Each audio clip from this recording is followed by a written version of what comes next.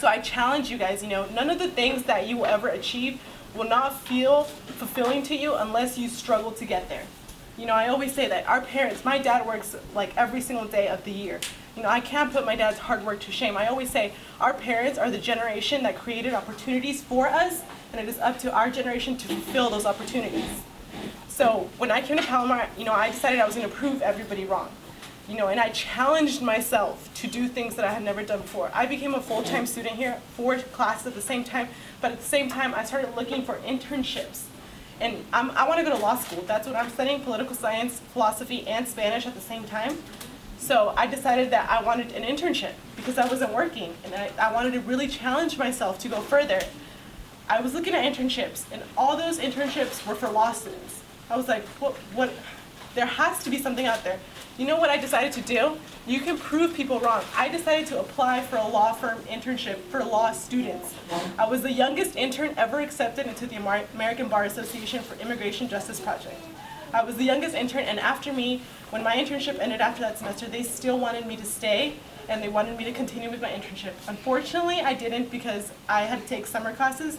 I challenged myself in everything I do, and I really, truly believe that everybody should do the same. You know what your best is. I know what my best is. Over the summer, I took 3 classes, one of them including English. Last semester, I took 5. This semester, I'm taking 6, interning for a law firm, as well as playing soccer and doing humanitarian work. Last month, I went to Tijuana, Mexico, and if any of you guys want to get in contact with community service organizations, I can help you guys. You guys, I can just give you guys my email. Last month, I went to Tijuana, Mexico. I helped over 1,000 people get the necessities of life, which was pretty much doctor visits. I went with over 30 USC students,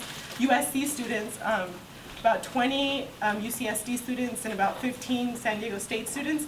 Me and my best friend were pretty much the only community college students there. Everybody was shocked. I mean, we're all very young. I'm only 19 years old. So I truly believe that you guys can challenge yourself to do better. This is my last semester here. I've been accepted to UCSD. Just like I said, I'm waiting for the other UC schools. Hopefully I'll get accepted, we'll see. I just really want you guys to realize that you guys can do it if you really just set your mind to it. I think one of the hardest things that being a community college is that sometimes we don't want to come here because we're too prideful. We think we're better than a community college. We think we deserve a university, but it's not like that. And you shouldn't think like that. You should think that it's going to make it, this is a foundation to your future. And that's how you should think. And because of that, I strived to do better. And because of that, I've worked so hard. I have a 4.0, including through all that. So you guys really need to, I think it's just really hard to stay focused because a lot of people come here thinking that it's going to be as easy as high school, but it's not like that. And you really need to be surrounded by people who really are supportive. My father is like my best friend, and he's very supportive of everything I do. And you really need to take advantage of office hours. I know a lot of people tell you guys, but I really can't emphasize enough how a professor's support is extremely important. My first semester when I was here, I had Peter Bowman, and I was very blessed to have him. My first test, I got an A on this test, 100% actually. So it made me feel a lot better about myself, and it made me realize that I can do what I expect myself to do. And because of that, I'm very close to him. He's one of my mentors, pretty much. He does, like she said, all of my letter recommendations for everything I have to do. So I just, and I also tell people, always study what you love to study. Don't think about your jobs in the future, because you're just going to be miserable.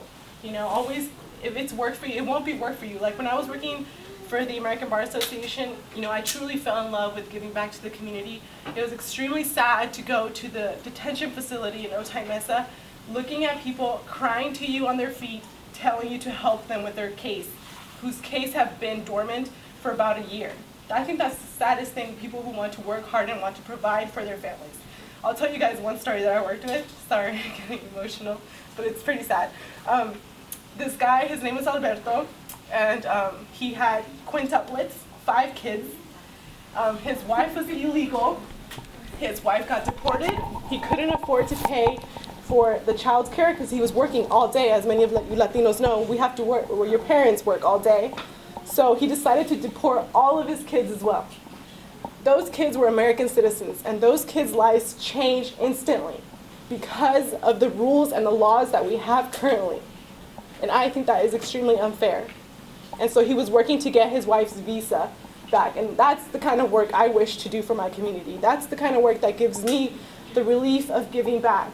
And, you know, I truly believe that you guys should do what you're passionate about, you know, what you really want to do. And I love this whole networking thing, you know, it gives us direction and it gives us connections to help each other out about opportunities, you know, to talk to each other about what we can do to better ourselves, and so that our little cousins can have somebody to look up to. I didn't have anybody to look up to.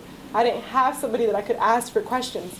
So I hope we can become the generation that could have smaller brothers and sisters that can ask us for that advice. So that's it.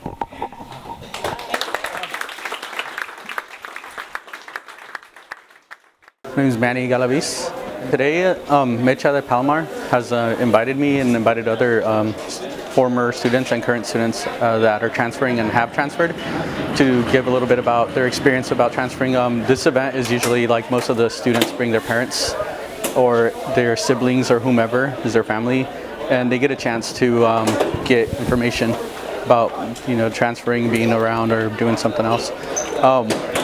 It's important because a lot of the people here are probably first generation college students, and they're probably the first ones to ever experience these hardships or experience a lot of what's going on. So there's many questions that need to be asked. I had a lot of questions. I was first generation. My brother is going to college right now as well. There's only two of us, but as for me, I'm the first one who's going to university out of all my family. That includes all my cousins, and I was the first one to transfer into university and go through the community college system. Unfortunately, none of my siblings or cousins or relatives have gone straight into a university. They're all at community college level. So I see this as an opportunity to talk to, not only for them, but also to talk to like other, you know, friends and family members about, like, you know, the experience of getting away, of actually like completing all the units to go to another place, of completing a degree, and then not only just completing the degree but also going on to graduate school or considering graduate school. Because prior to me going to the university, I didn't really know about graduate school. All I kept thinking was about transferring to a university. Now that I'm at university, I'm thinking about going or transferring to a graduate program, and it's very scary because it's things that, you know, no one in my family knew about, or no one ever told me about, or is something that I didn't even know I could do. I always thought I was going to end up working construction because it's what my dad did, and it's what I've known my whole life, and it's what everyone around me who was a role model to me did. They're all hard workers, and I got that hard work ethic from them. But, you know, as far as education, they really didn't have an idea. So, I mean, it's great that M.E.CH.A has these events and allows people who, you know, who they can relate with to come and talk to them. So I hope that these events keep happening, and hopefully someone learns something, and, you know, they can transfer and succeed in their endeavors. A lot of the things come back to bite you, and that's in terms of grades and your GPA. When I was in community college, I would drop classes left and right. I would add classes that I didn't really need. And one of the problems I'm experiencing now is that I'm actually at the point where I'm getting letters from, I go to Cal State San Bernardino, I'm getting letters from the administration saying, you have too many units, get out of here, you know, you can only take these many classes.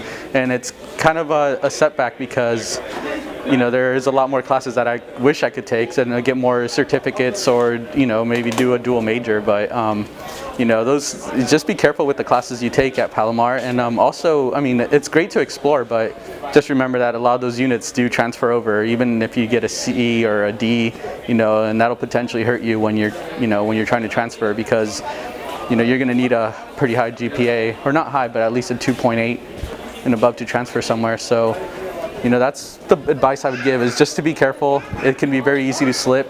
And also to stay in community college, it's extremely easy to get trapped in here. It's a great system, but, you know, it's really nonchalant. You know, you come in, you do what you can, and, you know, sometimes you can only take one class or two classes, and it feels like you're just like an extension of high school. So I think a lot of us do forget that, you know, that eventually we have to transfer and move on. So, you know, my thing is just to keep thinking about the future and know that, you know, that you can transfer. And if you're in math 50, math 60, English 10, I mean, like, hold in there. I started at English 10, you know, and like I couldn't even formulate a sentence, and now I'm actually doing an honors project, a senior honors project, and I'm writing a 40-page paper, and I'm sitting there and I'm thinking, how did I do this from English 10 to now? And it's because, you know, there's a lot of professors here that do encourage you and help you out. So take advantage of all the resources and don't get discouraged, you know, and also don't get trapped.